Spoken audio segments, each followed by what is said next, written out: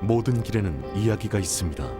더 멀리 갈수록 길은 더 험난해지고 예측을 벗어나지만 그 순간들은 더 오래 기억되고 더 많이 이야기하게 됩니다. 그 이야기들을 발견하기 위해선 최적의 머신이 필요합니다. 강력함과 견고함을 갖춘 탁월한 머신 올류 소렌토를 소개합니다. 이것은 단순한 또 하나의 SUV가 아니라 세계 최초의 스토리텔링 머신입니다.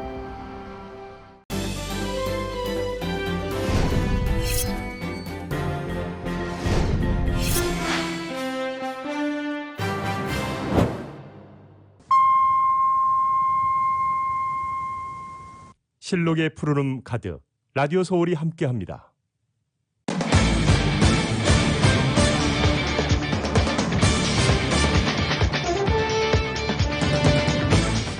다음 달 1일부터 미주에서 코로나 백신 접종을 완료한 이들도 한국 입국 시 자가격리를 면제받을 수 있게 됐습니다. 다음 달부터 백신 접종을 완료한 미주 한인들이 한국 입국 시 자가격리가 면제된 가운데 자가격리 면제 신청서 접수 절차에 대한 궁금증이 커지고 있습니다. 가주 경제 전면 개방을 맞아 주 정부가 백신 접종률을 끌어올리기 위해 백신 접종을 마친 주민들을 대상으로 거액의 로또 상금뿐 아니라 공짜 여행 패키지를 내놓았습니다. 가주 경제 개방이 내일로 다가오면서 마스크 착용 완화가 이루어지는 가운데 한인 비즈니스 업주들은 대부분 당분간은 마스크를 착용하며 상황을 관망하려는 것으로 나타났습니다. 극심한 가뭄에 시달리는 서부 지역에서 주말 새 동시다발적으로 여러 건의 산불이 발생하며 주민들이 대피했습니다.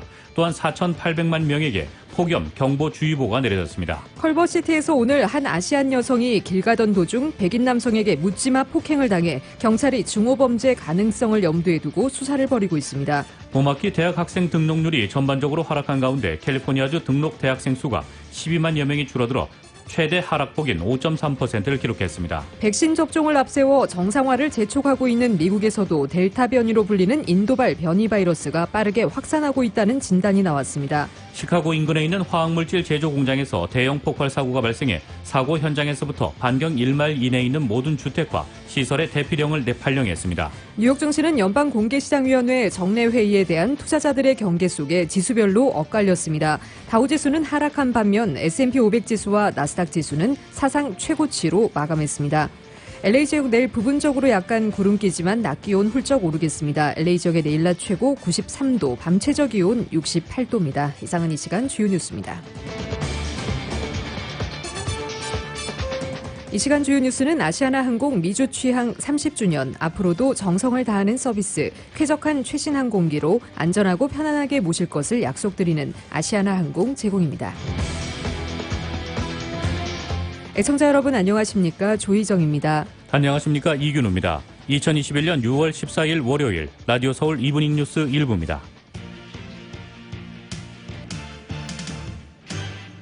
일부 첫 소식 전해드리겠습니다.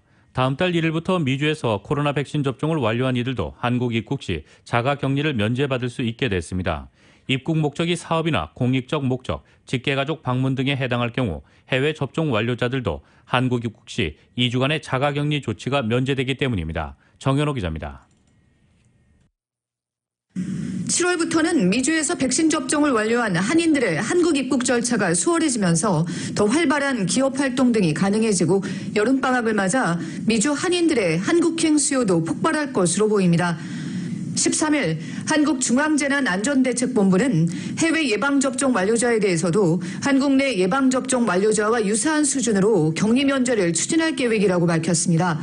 이에 따라 다음 달 1일부터는 해외에서 예방접종을 완료한 사람들도 격리 면제서 발급을 신청할 수 있게 됩니다.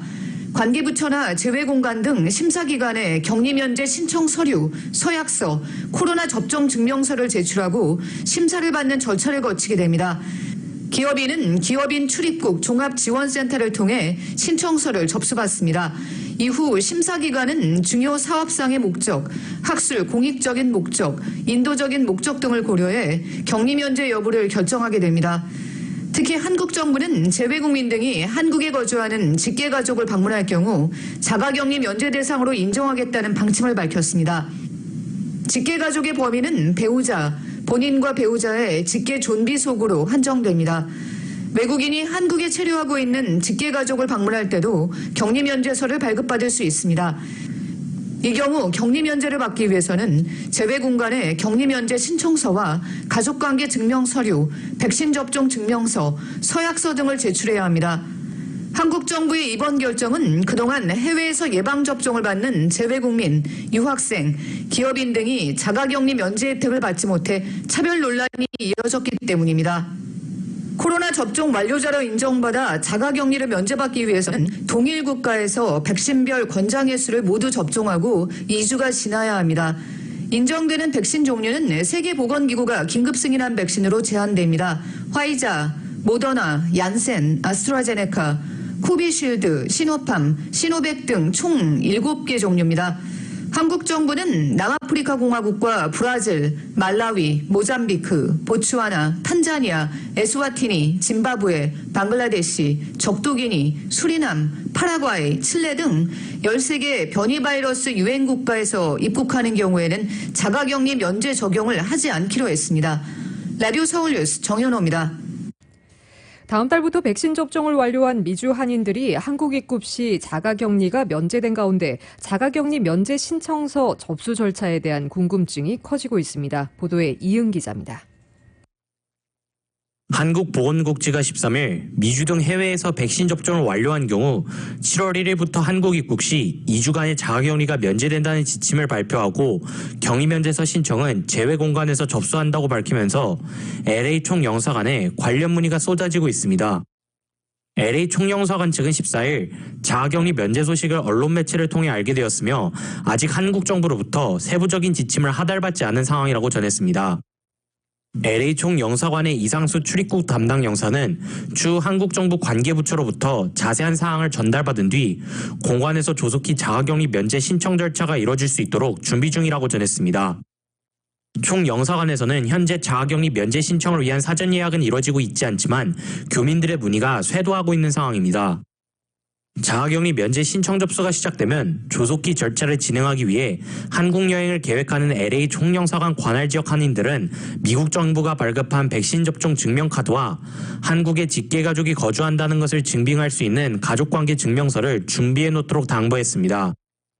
지난 3월부터 남가주 경제단체들과 연대해 한국 정부의 미주 동포들의 한국 입국 시 자가격리 면제를 지속적으로 요청해왔다는 LA 한인상공회의 소측은 가주의 경제 개방과 때를 같이해 한국 정부에서도 좋은 소식을 듣게 돼 한인 상공인들의 활발한 비즈니스 활동이 기대된다고 밝혔습니다.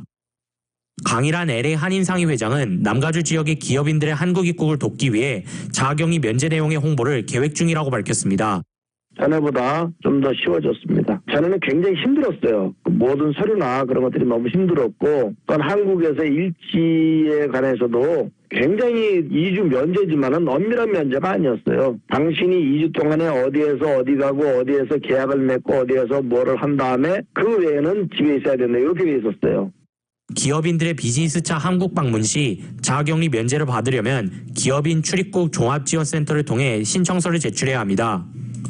기업인 출입국 종합지원센터의 웹사이트는 www.kita.net, 한국 전화번호는 1566-8110번입니다. 타운 내 여행사도 여름을 맞아 모국길이 트이면서 반가운 비명을 지르고 있습니다. 푸른투어 측은 자가격리 면제 조처로 한국에 거주하는 가족들을 방문하고자 하는 한인들의 모국행 항공권 예약이 몰리고 있다고 밝혔습니다. 일단은 여기서 백신을 맞으셨다는 어떤 서류 있죠? 그거는 꼭 갖고 가시는 게 좋죠. 가족관계 증명서, 뭐 그런 것들이 이제 증명서류로 이제 필요하니까 한국에 이제 자가격리가 안 해도 되는 그 조건이 되니까, 네, 그래서 그걸 준비하시라고 말씀을 드립니다.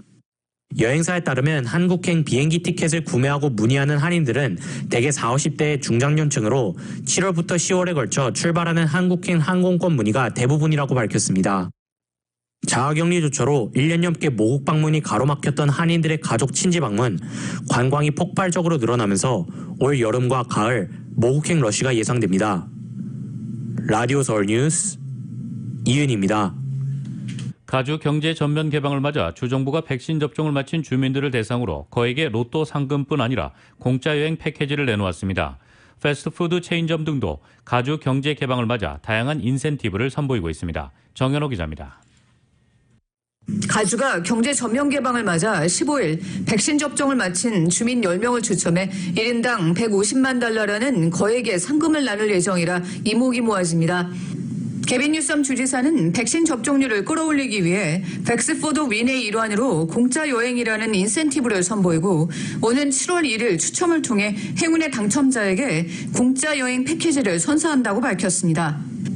대상은 추첨일 기준으로 한 번이라도 코로나 백신 접종을 받은 가주민으로 이들에게 애나하임과 LA, 샌디에고, 샌프란시스코, 란초 미라지를 데스티네이션으로 하는 공짜 여행 패키지를 선사합니다.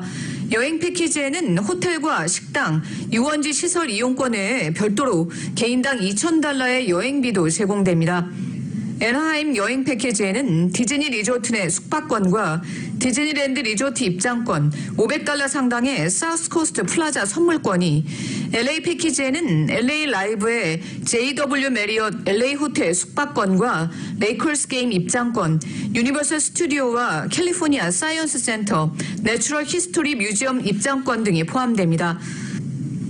팜스프링스 여행 패키지에는 리츠 칼튼 란초 미라지 숙박권과 80분 스파 이용권 등이, 샌디에고 패키지에는 카마라타 리조트 호텔 5박 숙박권과 서프 레슨, 샌디에고 동물원과 시월드, 레고랜드 입장권 등이 포함됩니다. 샌프란시스코 패키지에는 호텔 니코 샌프란시스코 5박 숙박권과 고급 식당 디너 패키지, 자이언츠 베이스볼 게임 입장권 등이 포함됩니다.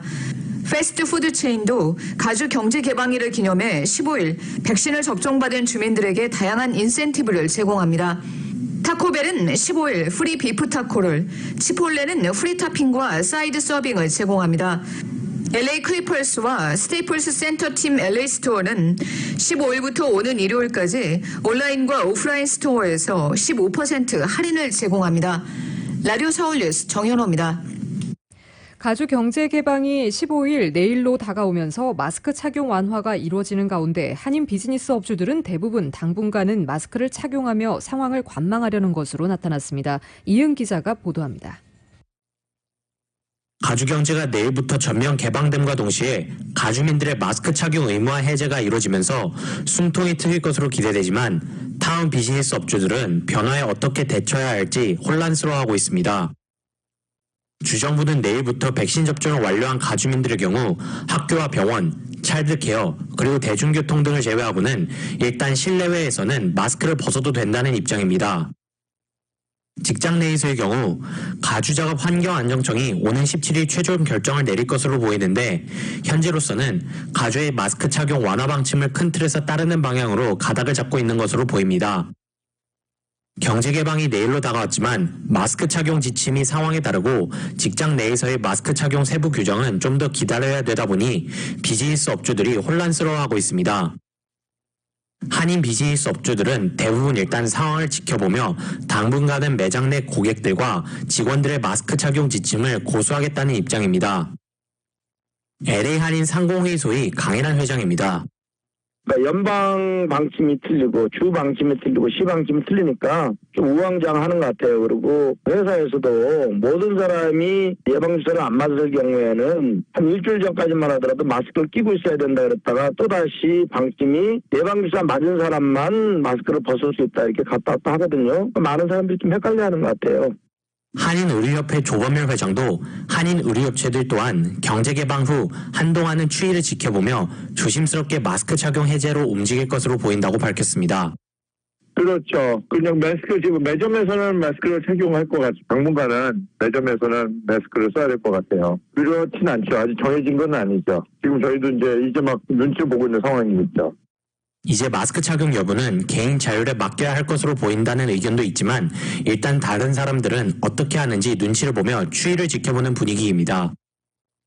제주화로 황세원 대표는 식당 내 모든 직원들이 백신 접종을 완료했지만 경제개방일인 내일 이후에도 안면보호 장비와 마스크 착용을 계속 이어나간다는 입장을 전했습니다. 입장하실 때 되도록이면 마스크를 쓰라고 계속 권유는 하고 있습니다. 그 15일 이후에도 마찬가지고 이제 간혹 계세요. 이제 막 좀 약간 뭐 흔히 말하는 무대포 스타일로. 근데 저희가 또 출입구에서 계속 말씀을 드려서 황 대표는 일부 고객들이 마스크를 착용하지 않은 상태에서 입장하는 사건이 발생하자 매장 내에 마스크를 비치해 놓았다고 덧붙였습니다. 완전한 일상 복귀가 임박했으나 마스크 착용 규정에 있어 아직 혼란스러운 점이 많은 데다 백신 접종 완료자와 미접종자를 구별할 수 있는 방법이 없다 보니 당장은 마스크를 실내에서 벗는 것을 조심스러워하는 분위기입니다. 라디오 서울 뉴스 이은입니다. 극심한 가뭄에 시달리는 서부 지역에서 주말 새 동시다발적으로 여러 건의 산불이 발생하며 주민들이 대피했습니다. CNN에 따르면 주말 새 캘리포니아주와 애리조나주에서 여러 건의 산불이 발생해 1,400에이커가 넘는 면적을 태우고 주민들에게 대피령이 내려졌다고 보도했습니다. 이들 지역은 이미 기록적인 가뭄이 이어지면서 저수지나 호수의 수위가 급격히 낮아지고 초목은 바짝 마른 가운데 혹서를 유발하는 열파가 닥치면서 산불이 발생하기 좋은 여건이 마련된 상황이었습니다. 애리조나주 피닉스에서 북쪽으로 약 99마일 떨어진 콘빌에서 어제 시작한 산불은 980에이커를 태웠고 주민들에게는 대피령이 발령됐습니다. 콘빌 화재로 건물 한 채가 전수됐고 다른 건물 10여 채도 위협하고 있습니다. 야바파이 카운티 보안관실은 민거스 파노라마 지역 주민들에게 대피령을 내렸습니다. 앞서 애리조나주 산림 화재관리국은 주말을 앞두고 고온에 마른 뇌우가 예보되면서 화재 위험이 매우 높다는 경보를 내기도 했습니다. 애리조나주에서는 이미 2건의 대형 산불이 발생해 여전히 진행 중에 있습니다. 텔레그래프 화재로 8만 8천 에이커가 소실됐고 머스켈 화재로 7만 2,150 에이커의 면적이 불에 탔습니다. 캘리포니아주에서도 어제 3건의 화재가 발생했습니다. 샌버나디노 카운티에서는 플래츠 화재가 시작해 몇 시간 만에 400에이커를 태웠습니다. 이 불길에 주택 2채가 전소되고 다른 주택 3채와 건물 3동도 일부 파괴됐습니다. 또 소방관 부상자가 1명 나오고 피닌 크레스트에서는 의무 대피령이 발령됐습니다. 이 산불은 현재까지 10% 진화됐으며 원인은 밝혀지지 않았습니다. 또 캘리포니아 주도 세크라멘토의 동쪽에 있는 에머도어 카운티에서 발생한 구수 화재로 50에이커의 면적이 불타고 일대 주민들에게 대피령이 내려졌다가 해제됐습니다. 이런 가운데 서부에서는 앞으로 며칠간 열파 현상이 심해져 기록적 더위가 닥칠 것으로 예보되면서 4,800명에게 폭염경보, 주의보가 내려진 상황입니다. 이번 주 LA를 비롯해 남가준의 벨리와 산간 지역을 비롯한 다운타운의 수은주가 세 자릿수를 기록하면서 폭염이 이어질 것으로 보입니다. 기상청은 내일 오전 10시부터 16일 밤 9시까지 LA 다운타운과 산타모니카 산간 지역, 샌퍼난도 밸리, 샌게브리엘과 산타클라리타 밸리 지역에 고온 경보를 발효했습니다.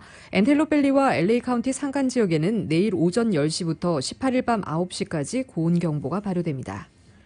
봄학기 대학 학생 등록률이 전반적으로 하락한 가운데 캘리포니아주 등록 대학생 수가 12만여 명이 줄어들어 최대 하락폭인 5.3%를 기록했습니다. 이는 팬데믹 여파로 특히 어려움에 처해 있는 커뮤니티 칼리지 등록률이 12%로 급감한 영향이 가장 큰 것으로 나타났습니다. 학생 클리어링 하우스 연구센터가 지난 10일 발표한 보고서에 따르면 2020년 봄부터 2021년 봄까지 전국 대학 학생 등록률은 약 60만 3천 명으로 3.5%가 하락했습니다. 특히 캘리포니아주 커뮤니티 칼리지와 대학 등록률이 12만 3천여 명 줄어들면서 전년 대비 1에서 2%가 뚝 떨어져 전국 평균에 최악의 영향을 미쳤습니다. 캘리포니아주는 코로나19 팬데믹 여파로 2020년 가을부터 커뮤니티 칼리지 등록 대학생 수가 급감해 2019년 가을학기 대비 12%나 하락했습니다. 미 전역으로 볼 때 봄학기 학부생 등록률 하락은 약 65%에 해당하는 47만 6천 명이 커뮤니티 칼리지에 등록하지 않았기 때문으로 조사됐습니다. 컬버시티에서 오늘 한 아시안 여성이 길 가던 도중 백인 남성에게 묻지마 폭행을 당해 경찰이 중호범죄 가능성을 염두에 두고 수사를 벌이고 있습니다.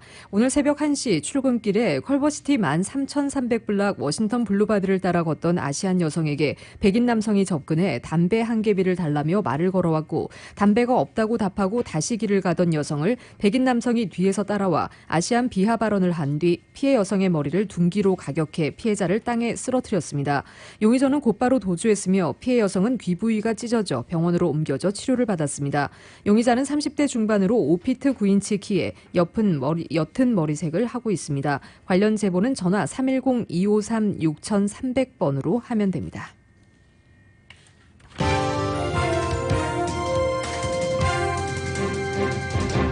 라디오 서울 이브닝 뉴스 일부 함께하고 계십니다. 이 시간은 LA와 가든그로브 두 곳에서 모시는 금강안경 검안과 1250만 불 교통사고 최고 보상, 교통사고 전문 천재 변호사 리차드 호프만, 빛으로 태어나는 당신은 카오나 미인, 100% 근적 개선 마스크는 카오나뿐입니다. 정직한 빛 카오나 LED 마스크 공동 제공입니다.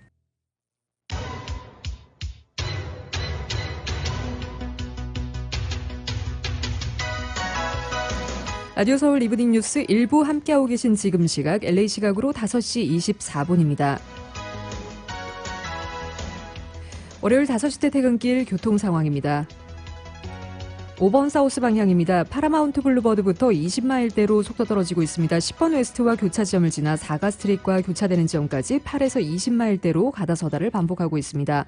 또 이용 구간 2번 사우스와 교차 지점부터 로스펠리스 블루버드와 교차 지점까지 17에서 20마일대로 속도 떨어지고 있습니다.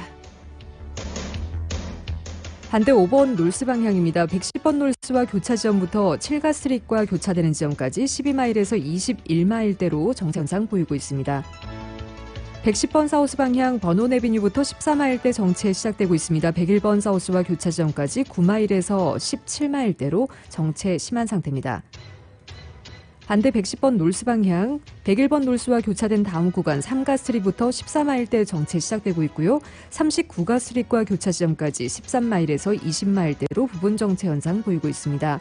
710번 사우스 방향 애틀랜틱 블루버드부터 12마일대로 정체 심해지고 있습니다. 60번 웨스트와 교차 지점까지 6에서 21마일대로 부분 정체 현상 보이고 있습니다. 605번 사우스 방향 텔레그랩 로드부터 위티어 블루버드 구간 17마일에서 21마일대로 부분 정체 현상 보이고 있습니다. 반대 605번 놀스 방향입니다. 파이어스톤 블루버드부터 로스크랜스 애비뉴 구간 10에서 21마일대로 정체 심한 상태입니다. 이 구간 지나시는 분들 참고하시기 바랍니다.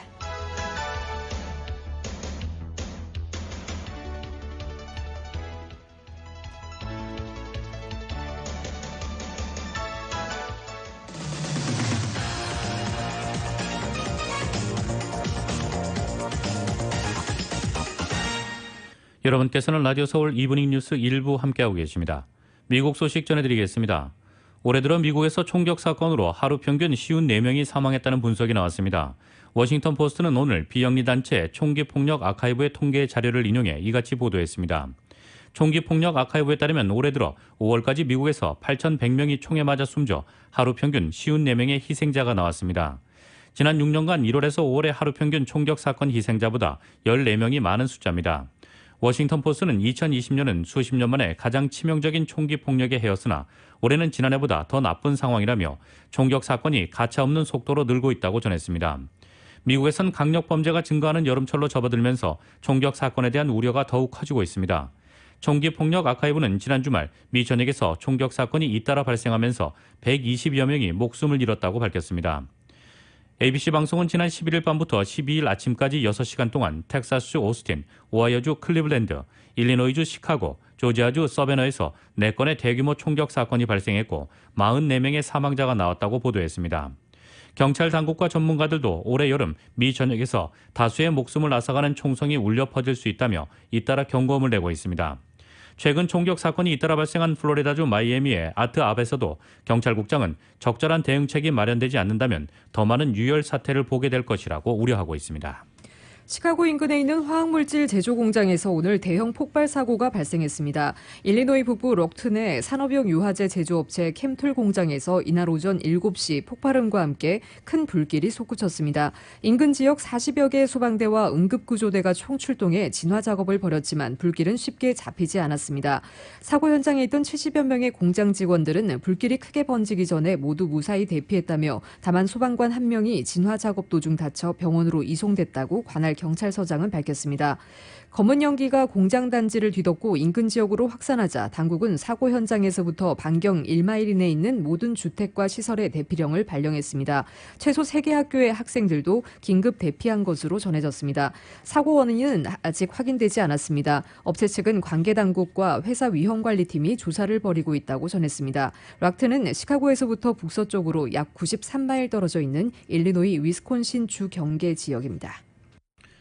시카고 인근에서 두 운전자 간 신경전이 주먹 다짐으로 이어진 끝에 한 명이 사망했습니다.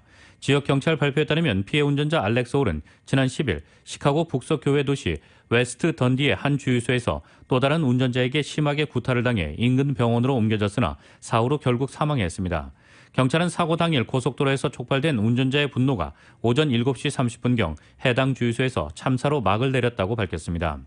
경찰은 목격자 진술을 인용해 가해자는 동승자들과 함께 차에서 내려 피해자에게 달려갔으며 피해자를 주먹으로 폭행한 뒤 다시 차에 올라타고 빠른 속도로 주유소를 빠져나갔다고 전했습니다.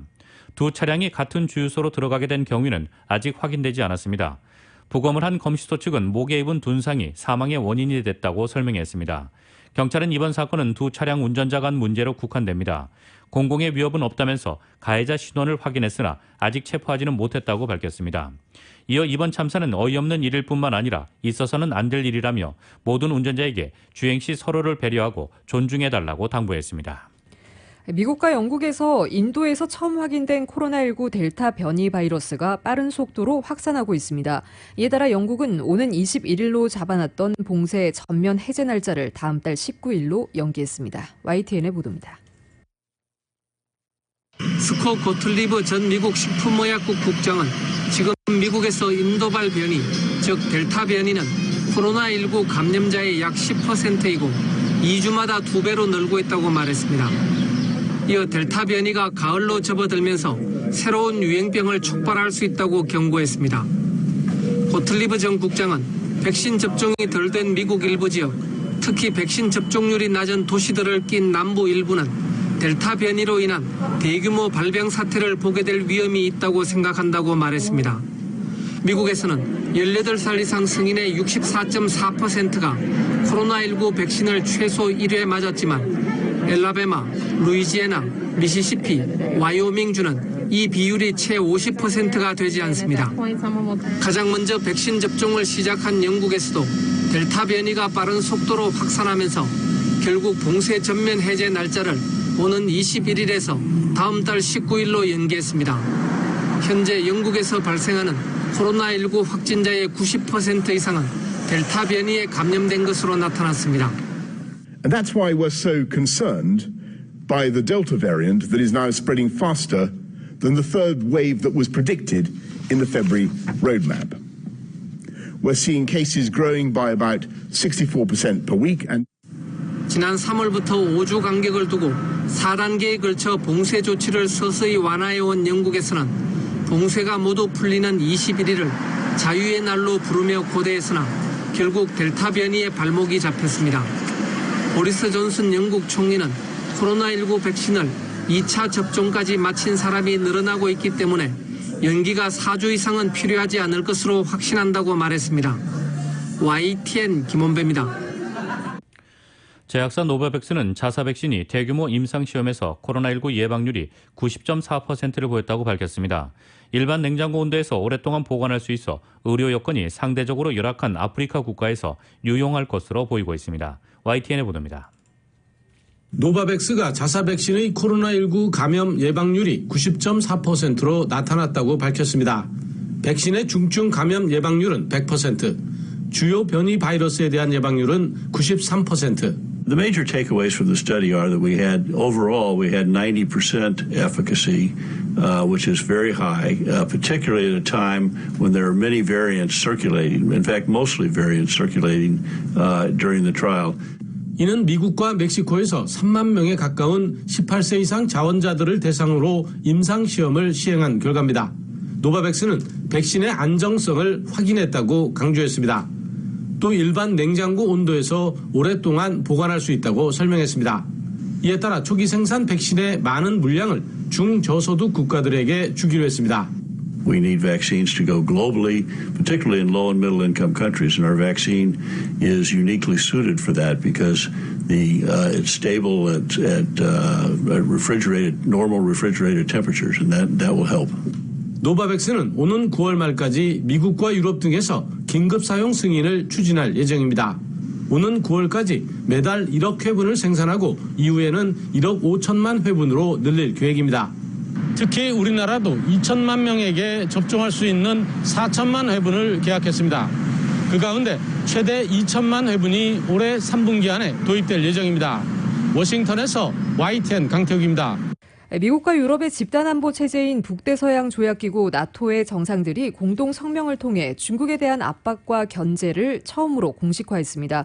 북한에 대해서도 핵전력과 탄도미사일 폐기를 종용하면서 비핵화를 위해 미국과 협상할 것을 촉구했습니다. YTN의 보도입니다. 나토 회원국 정상들은 공동 성명에서 중국을 국제 질서와 안보에 대한 구조적 도전이라고 규정했습니다. 특히 핵무기를 확충하고 사이버 공격을 펼치고 러시아와 군사적으로 협력하고 있는 데 대해서 우려했습니다. 그러면서 중국을 향해 국제적 약속을 지키고 책임감 있게 행동하라고 요구했습니다. NATO leaders called on China to uphold its international commitments and to act responsibly in the international system, including in space, cyber, and maritime domains. 나토가 중국의 군사적 부상을 주요 도전 과제에 포함한 건 처음입니다. 주요 7개국 G7에 이어 나토에서도 중국 압박을 위한 공동 전선을 구축하고 나선 겁니다. 나토는 북한 문제와 관련해서도 완전하고 검증 가능하며 불가역적인 비핵화 목표를 지지한다고 밝혔습니다. 또 이를 위해 미국과 의미 있는 협상에 나서라고 북한에 촉구했습니다. 핵전력과 탄도미사일 폐기 등 관련 프로그램을 포기할 것도 요구했습니다. 이번 공동성명 기조는 이전과는 사뭇 다른 것입니다. 앞서 2019년 정상회의에서는 중국의 영향력 확대가 기회이자 도전이라고 언급하는 등 조심스러운 기조였습니다. 북한에 대한 언급도 없었습니다. 나토의 기조가 이같이 강경하게 변한 배경에는 미국이 있는 것으로 보입니다. 이번 회의에서 바이든 대통령은 중국에 대한 압박 강화를 종용한 것으로 전해졌습니다. 공동성명에 북한이 언급된 것도 바이든의 영향으로 보입니다. 이 때문에 이번 공동성명은 바이든 대통령의 외교적 승리의 결과물이라고 외신들은 평가했습니다. YTN 김영근입니다. 중국 원자력 발전소에서 방사성 물질 누출 가능성이 제기되면서 미 정부가 해당 내용을 분석 중인 것으로 알려졌습니다. 원전 측은 일부 가스 방출 사실을 확인하면서도 안전 기준 내에서 가동 중이라는 입장을 내놨습니다. KBS의 보도입니다. 중국 남부 타이산 원전의 방사성 기체 누출 신고가 미국 에너지부에 접수됐다고 CNN을 비롯한 외신들이 전했습니다. 타이산 원전을 공동 소유한 프랑스 원전 장비업체 프라마톰의 해당 신고는 핵분열 기체가 유출됐지만 중국 당국이 폐쇄를 막기 위해 배출 허용량을 2배 이상 늘렸다는 내용으로 알려졌습니다. 이와 관련해 미 국가안전보장회의 NSC가 여러 차례 소집됐다는 관측도 제기됐지만 백악관은 관련 언급을 삼갔습니다. 이 때문에 상황이 심각한 것은 아니라고 판단했다는 분석도 나오고 있습니다. The Biden administration believes the facility is not yet at a, quote, crisis level. The U.S. has been in contact with Chinese and French governments, and multiple U.S. government agencies are also, we understand, monitoring this situation. 실제 신고 당사자인 프라마톰 모회사 측에선 원전 운용 과정에서 나타난 문제를 다루고 있다며 발전소는 안전 기준 내에서 가동 중이라고 밝혔습니다. 원자로 내부 일부 연료봉에서 크세논과 크립톤 등 비활성 기체가 방출됐지만 이미 회수했을 뿐만 아니라 노출량도 정상 범위 이내였다는 겁니다.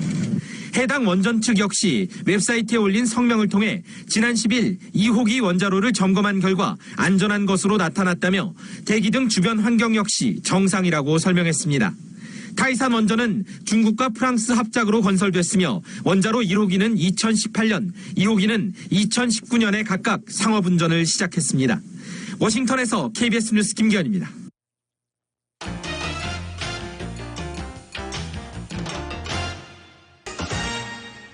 여러분께서는 라디오 서울 이브닝 뉴스 1부 함께하고 계십니다. 한국 소식 전해드리겠습니다. G7 정상회의를 계기로 한일 정상회담이 성사될지도 관심사였습니다. 약식으로라도 정상회담을 갖기로 원칙적으로 합의를 했는데 일본이 끝내 외면한 것으로 드러났습니다. 그 이유는 한국이 실시하는 독도 훈련 때문이었는데요. 한국 정부는 예정대로 오늘부터 독도 훈련을 실시한다고 밝혔습니다. KBS의 보도입니다. 문재인 대통령 내외가 다른 정상들과 대화하는 뒤쪽으로 스가 일본 총리가 통역관과 함께 지나갑니다. 바이든 미국 대통령과 잠시 대화한 스가 총리가 혼자 서 있자 문 대통령 내외가 다가가 인사합니다. 이어 스가 총리 부인도 합류했고 한일 정상 내외 간 즉석 대면 만남이 이루어졌습니다. 하지만 채 1분도 안 되는 이 짧은 만남 이후 별도의 한일 정상회담은 성사되지 않았습니다. 외교부는 한일 정상 간 만남에 열린 자세로 임해왔지만 현장에서 회동이 이루어지지 못했다고 밝혔습니다.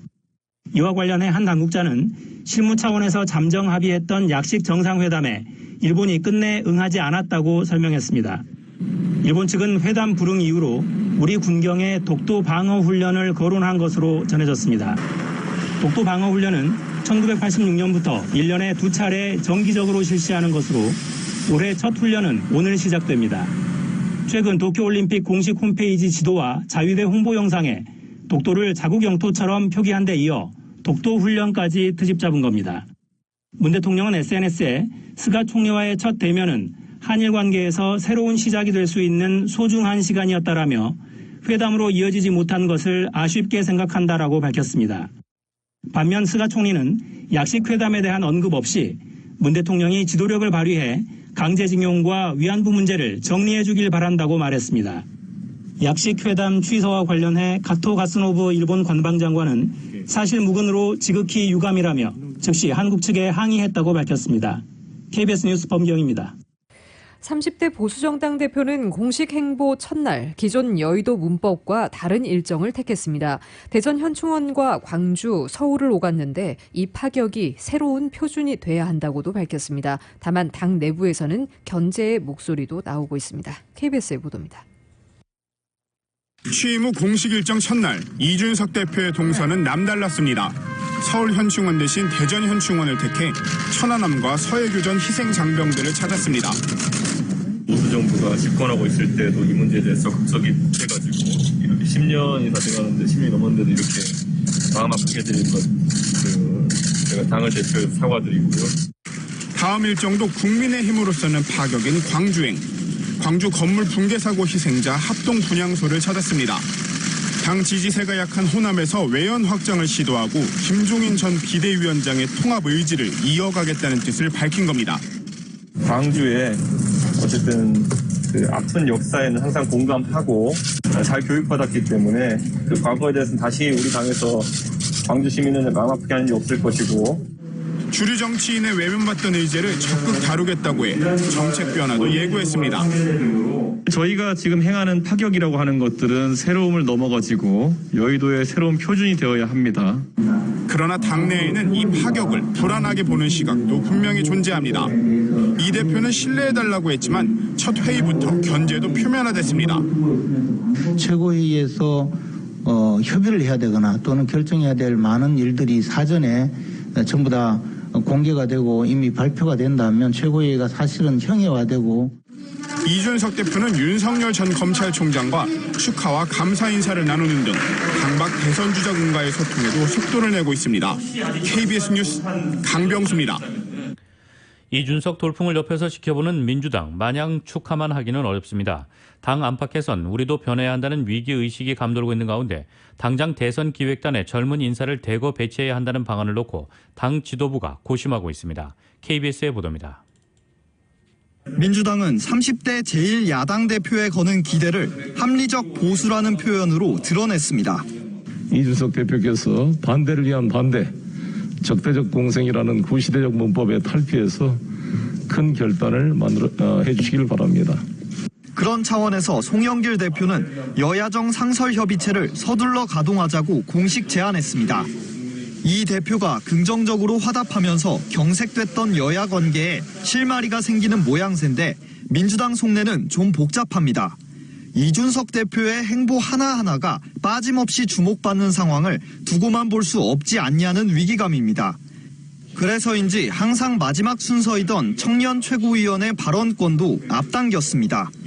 이따금씩은 청년의 목소리를 먼저 듣는 최고위도 괜찮을 것 같습니다. 개혁 경쟁은 불가피합니다. 민주당도 질 수 없습니다. 이런 분위기 때문에 민주당은 조만간 꾸려질 대선기획단 단장의 얼굴을 누구로 하느냐를 두고도 고심 중입니다. 이준석 대표만큼의 파격적 인물을 내세워야 한다는 겁니다. 그래서 39살 이동학 최고위원이나 40대 김혜영 전 최고위원까지 하마평에 오르고 있습니다. 경선 연기론을 놓고 신경전을 벌이고 있는 대선 후보들 역시 청년 기획단장이 나쁠 건 없다는 반응입니다. 민주당은 최종 논의를 거쳐 이번 주 중 대선 기획단을 출범한다는 계획입니다. KBS 뉴스 송락규입니다.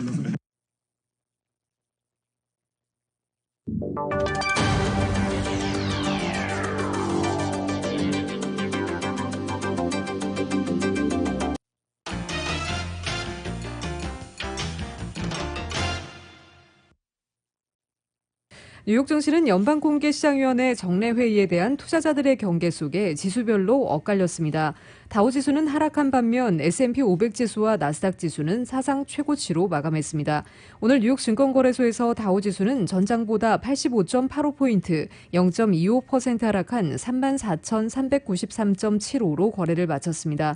S&P 500지수는 전장보다 7.71포인트, 0.18% 오른 4,255.15를, 기술주 중심의 나스닥 지수는 전장보다 104.72포인트, 0.74% 오른 14,174.14로 장을 마감했습니다. S&P 500 지수는 또다시 사상 최고치로 마감했고 나스닥 지수는 종가 기준 4월 26일 기록한 이전 최고가를 경신했습니다. 이번 주 15일, 16일 예정된 연방준비제도 정례회의를 앞두고 투자자들의 경계감이 커졌지만 국채금리의 최근 하락세에 기술주가 오르고 은행주가 하락하면서 지수별로 흐름이 엇갈렸습니다. 업종별로는 금융주와 자재주가 1% 이상 하락하며 약세를 주도했습니다. 반면 기술주가 1% 이상 오르고 통신과 부동산 관련주도 상승했습니다. 뉴욕 증시 전문가들은 이번 주 투자자들은 연준회의에서 조기 긴축 신호를 찾으려 할 것이라고 말했습니다. 뉴욕 유가는 원유 수요가 개선될 것이라는 낙관론 속에 70달러대를 유지했습니다. 뉴욕 상업거래소에서 7월물 서부 텍사스산 원유 가격은 전장보다 3% 하락한 배럴당 70.88달러에 거래됐습니다. 유가는 최근 전 세계 경기 회복 추세가 뚜렷해지는 데다 하반기 원유 수요가 증가할 것이라는 전망으로 초반 강세를 보였습니다. 그러나 뚜렷한 재료가 없는 가운데 이번 주 예정된 연방공개시장위원회 정례회의를 앞두고 차익 실현 매물의 유가는 약 보합세로 마감했습니다. 유로존의 지난 4월 산업 생산은 공급망 제약 속에서도 시장 예상치를 웃도는 강세를 보였습니다. 유로스타트에 따르면 유로존의 4월 산업 생산은 전월 대비 0.8% 증가했으며 팬데믹이 한창이던 2020년 4월과 비교해서는 39.3% 증가했습니다. 월스트리트저널이 집계한 시장 예상치는 전월 대비 0.3% 증가, 전년 동월 대비 38.4% 증가했습니다. 미국의 최근 경제 지표도 개선세를 이어가면서 미국과 유럽의 경기 회복 기대는 커지고 있습니다. 국제에너지기구는 지난주 발표한 보고서에서 전 세계 원유 수요가 2022년 말에는 팬데믹 이전 수준으로 돌아갈 것으로 전망하고 있습니다.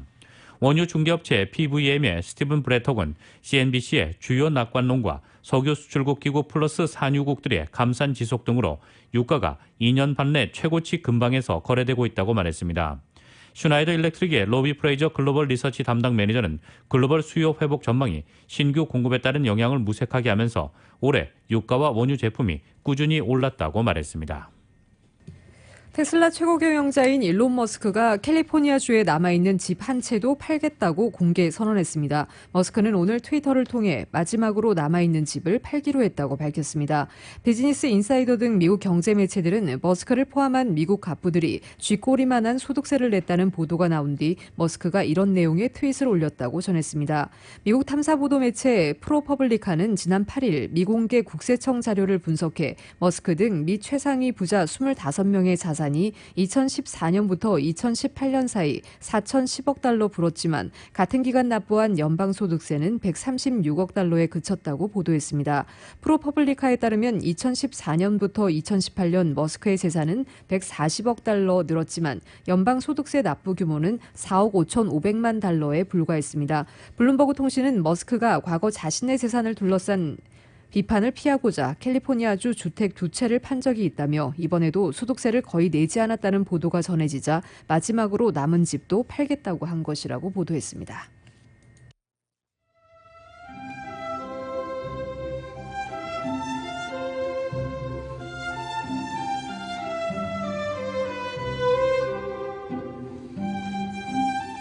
(6월 14일) 월요일 오늘 밤과 한 주간 날씨입니다.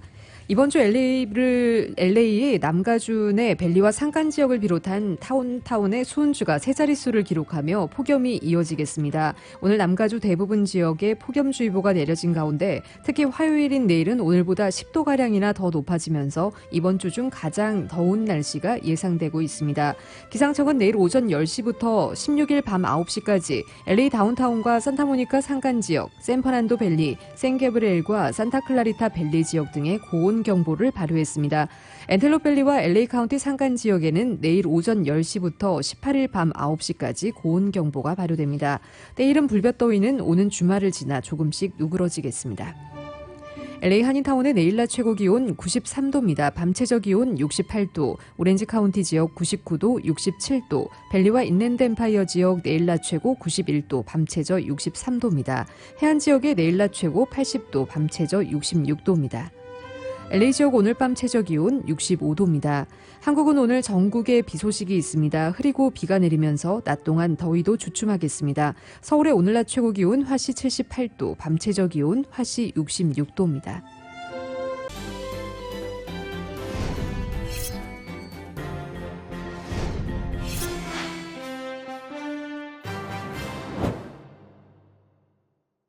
지금까지 잘 던지고 있었는데요. 경기 후반에서 흔들리고 있습니다. 건강도 마찬가지 아니겠습니까? 인생 후반 관리가 중요한데 말이죠. 지금 불펜에는 누가 나와 있을까요? SMG가 있어요. 서울 메디칼 그룹이요. 네. 서울 메디칼 그룹. 말씀드리는 순간 불펜에서 나오는 SMG. 네, SMG가 인생 후반을 건강하게 지켜줄 겁니다. 네. 5스타로 인정받은 의료 서비스. 인생 후반의 확실한 구원이네요. 서울 메디칼 그룹이죠. 서울 메디칼 그룹.